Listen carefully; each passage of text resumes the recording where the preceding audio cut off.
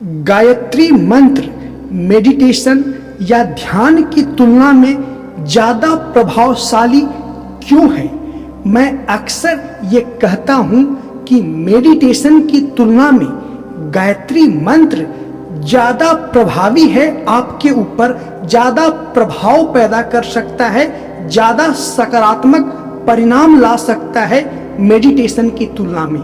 तो ऐसा क्यों मैं कहता हूँ, इसके पीछे का कारण क्या होता है, आज के इस वीडियो में मैं आपको कारण अनुभव करवा दूंगा। शब्द मैंने बोला, समझा दूंगा नहीं। समझाना बहुत ही सतही मानसिक क्रिया है और अनुभव करवा देना बहुत ही गहरी मानसिक क्रिया है। तो इसीलिए समझाने के बजाय, समझाने जैसी छोटी मोटी कार्य करने के बजाय मैं अनुभव अभी करवाने वाला हूं आपसे कि गायत्री मंत्र क्यों ज़्यादा प्रभावशाली है मेडिटेशन या ध्यान की तुलना में। इसीलिए आप लोग मेरे इस वीडियो को लाइक करें सर्वप्रथम, फिर इस चैनल को सब्सक्राइब करें। आज पहली बार मैं अपनी वीडियो में ये बोल रहा हूँ। मैं समझाने में इतना खो जाता हूँ कि मैं बोलना ही भूल जाता हूँ। अंत में मुझे याद आता है कि मुझे बोलना चाहिए था, चैनल को सब्सक्राइब करो, वीडियो को लाइक करो। तो आप ये कर दीजिए। देखिए, वर्तमान समय में एक होड़ मची हुई है, मेडिटेशन।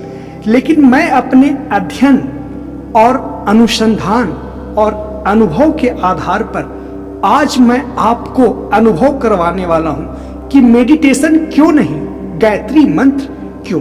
देखिए, मेडिटेशन कौन करता है, कौन करेगा?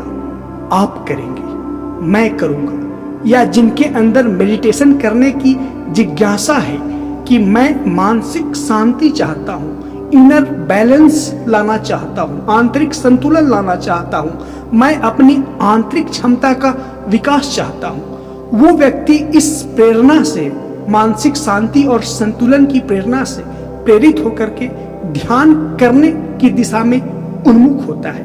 तो यहाँ ध्यान करेगा कौन? आप करेंगे। तो जो ध्यान कर रहा है, तो यहाँ ध्यान देने वाली बात यह है, यहाँ समझने योग्य बात यह है कि ध्यान से ज्यादा मूल्यवान, ज्यादा महत्वपूर्ण ध्यान करने वाला है। अर्थात कर्म से, अर्थात क्रिया से ज्यादा महत्वपूर्ण उस क्रिया को करने वाला करता है। पुनः दोहरा दूं, यहाँ ध्यान के मामले में ध्यान से ज्यादा महत्वपूर्ण ध्यान करने वाला है। और यहाँ ध्यान करने वाला कौन होंगे? आप होंगे। पूरी चीज को ध्यान से समझिए जो समझाने वाला हूं। अर्थात क्रिया से ज्यादा महत्वपूर्ण कर्ता यहाँ है। और ध्यान एक प्राथमिक रूप से क्रिया है जिसे करके आप अक्रिय मनोदशा में जाते हैं। यानी ध्यान एक क्रिया है और उस क्रिया को कर आप अक्रिय चेतना की अवस्था में जाने की कोशिश करते हैं, जहां करना कुछ शेष न रह जाए, शून्य रह जाए, निर्विकल्प, निर्विकार, सारा चीज विलीन हो जाए, आप सिर्फ एक स्वयं की एहसास मात्र रह जाए। यही तो ध्यान है कि एक क्रिया के माध्यम से अक्रिया को उपलब्ध होना। इसीलिए यहाँ ध्यान को मैं एक क्रिया कह रहा हूँ, और ध्यान क्रिया को करने से ज्यादा महत्वपूर्ण यहाँ करता है, यानी करता आप है। तो आप हैं क्या? पहले आप एक बार आईने के सामने खड़ा होइए और खुद को देखिए। कहीं आप उपद्रव से भरे हुए तो नहीं है, कहीं आप मानसिक संघर्ष से भरे हुए तो नहीं है, कहीं आप कंफ्यूजन से भरे हुए तो नहीं है, कहीं उलझन, कहीं मानसिक तनाव। यानी आप देखेंगे खुद को आईने में तो पाएंगे कि आप इन सभी चीजों से भरे हुए हैं। आप एक अपने आप में व्यक्ति के तौर पे उपद्रव हैं, एक व्यक्ति के तौर पे उलझन है, एक व्यक्ति के तौर पे आप मानसिक तनाव है, एक व्यक्ति के तौर पे आप कंफ्यूजन है, एक व्यक्ति के तौर पे आप क्रोधी हैं। तो जब ये सब चीजें देख लेंगे तो आप समझ जाएंगे कि आप हैं क्या। और ये मैं सभी व्यक्ति के लिए कह रहा हूं, और सभी व्यक्ति मूल्यांकन करेंगे तो पाएंगे कि ये सब चीजें उनके अंदर है। यानी व्यक्ति के रूप में एक समस्या है वो। तो इस समस्या से युक्त व्यक्ति यदि ध्यान करेगा। तो मैंने बताया ध्यान के संदर्भ में क्रिया से ज्यादा महत्वपूर्ण करता है, यानी ध्यान रूपी क्रिया को यदि आप संपादित करेंगे उससे ज्यादा महत्वपूर्ण आप है, यानी कि उलझन से भरा हुआ, एक कंफ्यूजन से भरा हुआ, एक तनाव से भरा हुआ, एक अजीबोगरीब साइकोलॉजिकल कॉन्फ्लिक्ट से भरा हुआ व्यक्ति ध्यान करेगा तो ध्यान भी उसके लिए कंफ्यूजन, कॉन्फ्लिक्ट और मानसिक तनाव बन जाएगा।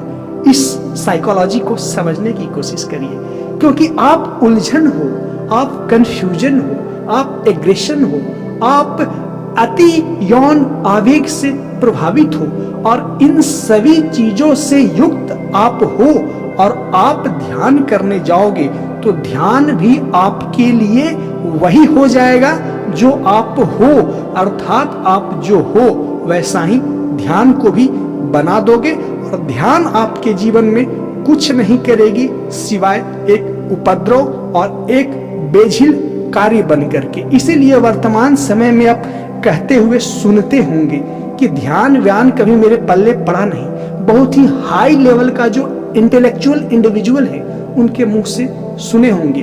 कुछ लोग कहते हैं, वो उनकी अनुभव है, लेकिन बहुत सारे लोगों की यह हाल है कि ध्यान तो बड़ा उन्हें सुनने में अच्छा लगता है, बहुत अच्छा महसूस होता है, बहुत दिव्यता का एहसास होता है, वो उसे करना भी चाहते हैं, पर करने जाते हैं तो उन्हें एहसास होता है एक उपद्रव का, एक कंफ्यूजन का, एक उलझन का, एक मानसिक संघर्ष का। वो इसलिए होता है कि आप वही हैं और करता जो करता जैसा है तो उससे होने वाली क्रिया भी तो वैसी ही होगी। इसीलिए मैं ध्यान पे प्राथमिक रूप से बल न दे करके गायत्री मंत्र पे देता हूं, क्योंकि ध्यान भी आपके लिए समस्या बन जाएगी। इसे और एक एग्जाम्पल से समझिए कि आप एक कीचड़ में पूरी तरह से भीग चुके हैं और आप भीगे हुए घर आए और तत्क्षण आपको घर में एक बिस्तर मिल जाए जो रेशम से बना हुआ बिस्तर हो, बिल्कुल मिल्की व्हाइट हो, उस पे गुलाब के पंखुड़ियों छिटक रखा हो, इधर उधर उसमें इत्र छिड़क रखा हो और कीचड़ से युक्त शरीर को लेके जब आप बिस्तर पे सोएंगे तो सफेद रेशमी धागे से बना हुआ बिस्तर का क्या हाल होगा। कल्पना करिए, वो गंदा हो जाएगा, दुर्गंध से भर जाएगा, क्योंकि आप दुर्गंध से भरे हुए हैं। इसीलिए यही ध्यान के साथ होता है। इसीलिए ध्यान करने जाइएगा, ध्यान आपको बेहतर ना बनाने के बजाय दुर्गंध युक्त ही बनाएगा, आप ये महसूस करेंगे। तो गायत्री मंत्र क्यों प्रभावी है ध्यान से ज्यादा एक सामान्य व्यक्ति के लिए, इसे भी समझने की कोशिश करिए। देखिए, गायत्री मंत्र इसलिए ज्यादा प्रभावी है ना कि आपने सुना होगा कि ध्यान से पहले शरीर और मन को निर्ग्रंथ किया जाता है, शरीर और मन को हल्का किया जाता है, शरीर और मन को एक अनुशासन में रखा जाता है। इसीलिए पतंजलि योग सूत्र के चरण को देखेंगे ना तो यम नियम आसन प्राणायाम प्रत्याहार जैसे संयम और अनुशासनात्मक अनुशासन में साधने योग्य क्रियाओं का वर्णन किया गया है। तो ध्यान करने से पहले शरीर शुद्धि, मन शुद्धि आवश्यक है और मन का और शरीर का शुद्धिकरण ही गायत्री मंत्र है। और गायत्री मंत्र ध्यान से समझिएगा, गायत्री मंत्र यही करता है, आपका शरीर और आपका मन को बिल्कुल निर्मल और स्वच्छ करता है। कई लोग कहते हैं कि गायत्री मंत्र तो आस्था पे काम करता है, तो मैं कहता हूँ नहीं, आप मेरे वीडियो देखिए। गायत्री मंत्र भौतिक विज्ञान और मनोविज्ञान के नियमों पे काम करता है, यह ध्वनि विज्ञान के नियमों पे काम करता है। यदि आप गहराई से फिजिक्स को स्टडी किए हैं तो गायत्री मंत्र के प्रभाव को, यदि आप गहराई से फिजिक्स के साथ साथ मनोविज्ञान का भी स्टडी किए हैं तो गायत्री मंत्र के प्रभाव को आसानी से समझ सकते हैं। गायत्री मंत्र में जो शब्दों का संयोजन है, जो शब्द पिरोए गए हैं, वह शब्द एक विशेष प्रकार की ध्वनि का, एक विशेष प्रकार के ध्वनि तरंगों का स्पंदन करता है, जिससे आपका मन बिल्कुल ही प्रतिक्रियात्मक अवस्था में चला जाता है, रिएक्टिव अवस्था में चला जाता है और वो प्रतिक्रिया देना शुरू करता है मन। और मन प्रतिक्रिया क्या देता है कि जैसा शरीर को होना चाहिए, जैसा मन को होना चाहिए, वैसा बनाने की शुरुआत करना प्रारंभ कर देता है। यानी कि आपका मन, यानी कि गायत्री मंत्र जपने से आपका रिएक्टिव माइंड एक्टिव हो जाता है। और जब रिएक्टिव माइंड एक्टिव होगा तो वो प्रतिक्रिया देता है, रिएक्ट करता है। और प्रतिक्रिया क्या देता है? शरीर और मन को बिल्कुल ही स्वाभाविक रूप में, नैसर्गिक रूप में लाता है। तो गायत्री मंत्र के जप से आप शांतचित्त हो जाएंगे, स्थिर हो जाएंगे। आपका मन और मन के साथ साथ शरीर भी बिल्कुल निर्मल हो जाएगा, अपना स्वाभाविक दशा में आ जाएगा जैसा वो है। आपने अपने जीवन के कर्मों से, अपने निर्णय से अपने शरीर और मन को आप प्राकृतिक बना दिया है। तो गायत्री मंत्र के प्रभाव से आपका प्रतिक्रियात्मक मन सक्रिय होगा, प्रतिक्रिया देगा और उसे प्राकृतिक स्वरूप में लाएगा। और जब गायत्री मंत्र के जप से आपका मन प्राकृतिक स्वरूप में आ जाएगा तो ध्यान अपने आप महसूस करेंगे, अपने मन को एकीकृत होने जैसा घटना आप महसूस करेंगे, यूनिफिकेशन ऑफ माइंड महसूस करेंगे, माइंड और बॉडी का अलाइनमेंट आप महसूस करेंगे। अर्थात वो जो महसूस करेंगे वही तो ध्यान है।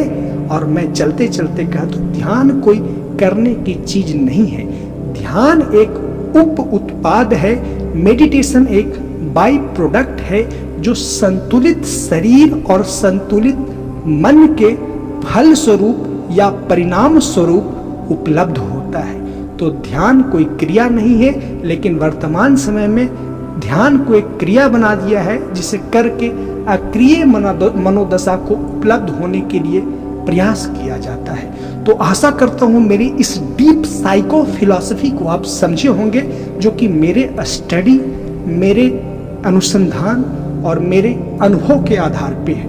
तो आप समझ गए होंगे कि गायत्री मंत्र क्यों बेहतर है, क्यों ध्यान से ज्यादा अनिवार्य है। क्योंकि गायत्री मंत्र ही आपके शरीर और मन को निर्मल करेगा, संतुलित करेगा, वापस प्राकृतिक मनोदशा में लाएगा, प्राकृतिक दशा में लाएगा। और प्राकृतिक दशा में शरीर और मन को आते ही आपके अंदर ध्यान स्वयं आने लगेगा। आशा करता हूँ मेरी बातों को समझे होंगे। वीडियो को देखने के लिए धन्यवाद।